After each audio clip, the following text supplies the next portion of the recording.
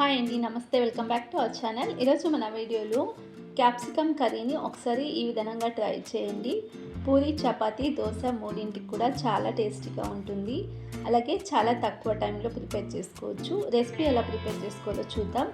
ముందుగా ఒక మిక్సీ జార్లోకి 10-15 జీడిపప్పులను తీసుకుంటున్నాను. అలాగే 1 టీ స్పూన్ గసాలు వేసుకుని పౌడర్లా గ్రైండ్ చేసుకోవాలి. గ్రైండ్ చేసుకున్న పౌడర్ని ఒక బౌల్లోకి తీసుకుని కొంచెం వాటర్ని వేసుకుని పేస్ట్లా మిక్స్ చేసి పక్కన పెట్టుకోండి. తర్వాత ఒక మిక్సింగ్ బౌల్ తీసుకుని 3 స్పూన్ల పెరుగు వేసుకుంటున్నాను. ఇందులోనే 1/2 టీ స్పూన్ పసుపు వేసుకుని మేము ఇందాక గ్రైండ్ చేసుకున్న ఆ పేస్ట్ వేసుకుని 1.5 టీ స్పూన్ కారం వేసుకుంటున్నాను. 1 టీ స్పూన్ ధనియాల పౌడర్ని వేసుకుని 1/2 టీ స్పూన్ కస్తూరి మేతి వేసుకుంటున్నాను.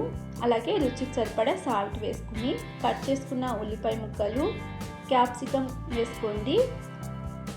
ఇక్కడ 2 క్యాప్సికమ్ని కట్ చేసి వేసుకున్నాను. మిక్స్ చేసుకుని ఈ మసాలా మొత్తం క్యాప్సికమ్ పట్టేలా మిక్స్ చేసుకుని ఒక 5 నిమిషాల పాటు పక్కన పెట్టేసుకోండి. తర్వాత స్టవ్ పైన ప్యాన్ పెట్టుకుని 2 స్పూన్ల ఆయిల్ వేసుకుంటున్నాను. అలాగే 1/2 టీ స్పూన్ జీలకర్ర వేసుకుని 2 పచ్చిమిర్చిని పొడవుగా కట్ చేసి వేసుకుని ఫ్రై చేసుకోండి. తర్వాత 1 టీ స్పూన్ అల్లం వెల్లుల్లి పేస్ట్ వేసుకుని ఫ్రై చేసుకోండి. ఇది కొద్దిగా ఫ్రై అయిన తర్వాత మేము ఇందాక కలిపి పక్కన పెట్టుకున్న క్యాప్సికమ్ ముక్కలను వేసుకుని ఈ ఆయిల్లో 2-3 నిమిషాల పాటు మిక్స్ చేసుకుంటూ ఫ్రై చేసుకోండి. కొంచెం వాటర్ వేసుకుందాం. మేము ఇందాక మిక్స్ చేసుకున్న బౌల్లోకి కొంచెం వాటర్ని వేసుకోండి.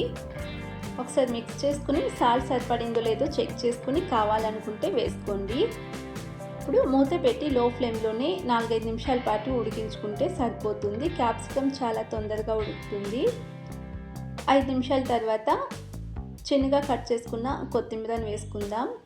అలాగే కొంచెం కస్తూరి మేతి వేసుకుంటున్నాను. ఆల్రెడీ వేసుకున్నాం కాబట్టి ఇక్కడ నచ్చితే వేసుకోండి, లేదంటే స్కిప్ చేసుకోవచ్చు. వేసుకోవడం వలన ఫ్లేవర్ బాగుంటుంది. ఇప్పుడు మిక్స్ చేసుకుని స్టవ్ ఆఫ్ చేసేసుకుని చల్లారిన తర్వాత ఒక బౌల్లో సర్వ్ చేసుకుంటే క్యాప్సికమ్ కర్రీ రెడీ అండి. ఎప్పుడు ఒకే రకంగా కాకుండా ఇలా ఒకసారి ట్రై చేయండి. చాలా డిఫరెంట్గా, చాలా టేస్టీగా ఉంటుంది. రెసిపీ నచ్చినట్లయితే ప్లీజ్ లైక్ చేయండి, షేర్ చేయండి.